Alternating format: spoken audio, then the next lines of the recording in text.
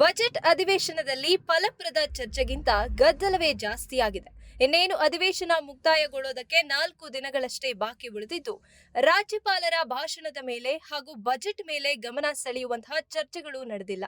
ಸುದೀರ್ಘ ಅವಧಿಯ ಅಧಿವೇಶನದಲ್ಲಿ ಸರ್ಕಾರದ ಕಿವಿ ಹಿಂಡುವಲ್ಲೂ ವಿಪಕ್ಷಗಳು ವಿಫಲವಾಗಿವೆ. ವಿಧಾನಸಭಾ ಅಧಿವೇಶನದಲ್ಲಿ ಶಾಸಕರ ಹಾಜರಾತಿ ಹೆಚ್ಚಾಗಬೇಕು, ಉತ್ತಮವಾದ ಚರ್ಚೆಗಳನ್ನ ನಡೆಸಬೇಕು ಅಂತ ಸ್ಪೀಕರ್ ಯುಟಿ ಖಾದರ್ ಶಾಸಕರಿಗೆ ಉಚಿತ ಊಟ, ತಿಂಡಿ, ವಿಶ್ರಾಂತಿ ಕುರ್ಚಿ ಅಷ್ಟೇ ಅಲ್ಲ, ಮಸಾಜ್ ಯಂತ್ರವನ್ನು ತರಿಸಿಕೊಂಡಿದ್ದಾರೆ. ಇಷ್ಟಾದ್ರೂ ರಾಜ್ಯದ ಜನರ ಸಮಸ್ಯೆ ಸದನದಲ್ಲಿ ಚರ್ಚೆ ಆಗುವುದಕ್ಕಿಂತ ಅನಗತ್ಯ ವಿಚಾರಗಳಲ್ಲೇ ಸದ್ದು ಮಾಡ್ತಾ ಇದೆ. ಕಾಂಗ್ರೆಸ್ ಯುವ ನಾಯಕಿ ಭವ್ಯ ನರಸಿಂಹಮೂರ್ತಿ ಅವರಿಗೆ ಕಾಂಗ್ರೆಸ್ ಮಹತ್ವದ ಜವಾಬ್ದಾರಿಯನ್ನ ನೀಡಿದೆ.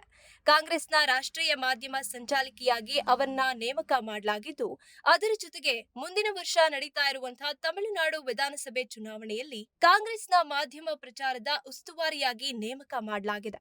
2026ರಲ್ಲಿ ತಮಿಳುನಾಡು ಸರ್ಕಾರಕ್ಕೆ 5 ವರ್ಷ ತುಂಬಿರುವ ಹಿನ್ನೆಲೆಯಲ್ಲಿ ಅಲ್ಲಿ ಚುನಾವಣೆಗಳು ನಡೀತಾ ಇದೆ. ಈ ಬಾರಿ ಅಲ್ಲಿ ಡಿಎಂಕೆ, ಎಐಡಿಎಂಕೆ, ಬಿಜೆಪಿ ಮೈತ್ರಿ ನಡುವೆ ಚುನಾವಣೆ ನಡೆಯಲಿದೆ. ಈ ಹಿನ್ನೆಲೆಯಲ್ಲಿ ತಮಿಳುನಾಡು ಚುನಾವಣೆ ಮಹತ್ವದ್ದಾಗಿದೆ.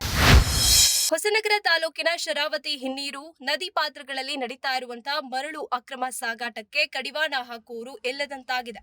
ಮಳೆಗಾಲದ ಬಳಿಕ ಆರಂಭಗೊಂಡಿರುವ ಅಕ್ರಮ ಮರಳು ದಂಧೆ ಶರಾವತಿಯ ಒಡಲನ್ನ ಬಹುತೇಕ ಬರಿದು ಮಾಡಿದೆ. ರಾಜಾರೋಷವಾಗಿ ನಡೀತಾ ಇರುವಂತಹ ಮರಳು ದಂಧೆಯ ಇಂಚಿಂಚು ಮಾಹಿತಿ ಇರುವ ಗಣಿ, ಕಂದಾಯ, ಪೊಲೀಸ್ ಇಲಾಖೆ ಅಧಿಕಾರಿಗಳು ಕಟ್ಟುನಿಟ್ಟಿನ ಕ್ರಮಕ್ಕೆ ಮುಂದಾಗದಿರುವುದು ಮರಳು ಸಾಗಾಟಕ್ಕೆ ರಹದಾರಿ ನೀಡಿದಂತಾಗಿದೆ. ಏಪ್ರಿಲ್ 6ರ ರಾಮನವಮಿಯಂದು ಸಂತ ತುಳಸಿದಾಸರ ವಿಗ್ರಹ ಸಹಿತ ಮಂದಿರವನ್ನ ರಾಮ ಮಂದಿರದ ಆವರಣದಲ್ಲಿ ಉದ್ಘಾಟಿಸಲಾಗುತ್ತೆ ಅಂತ ರಾಮ ಜನ್ಮಭೂಮಿ ತೀರ್ಥಕ್ಷೇತ್ರ ಟ್ರಸ್ಟ್ ತಿಳಿಸಿದೆ. ಪೂಜ್ಯ ನೃತ್ಯ ಗೋಪಾಲ್ ದಾಸ್ ಮಹಾರಾಜ್ ಅವರ ನೇತೃತ್ವದಲ್ಲಿ ನಡೆದ ಮಹತ್ವದ ಸಭೆಯಲ್ಲಿ ಮಂದಿರ ನಿರ್ಮಾಣದ ಕಾಮಗಾರಿ ಹಾಗೂ ದೇಣಿಗೆಗಳಿಗೆ ಸಂಬಂಧಿತ ವಿಚಾರಗಳ ಬಗ್ಗೆ ಚರ್ಚೆ ನಡೆದಿದೆ. ಬಳಿಕ ಎಕ್ಸ್ನಲ್ಲಿ ವಿವರಗಳನ್ನ ಪೋಸ್ಟ್ ಮಾಡಲಾಗಿದೆ.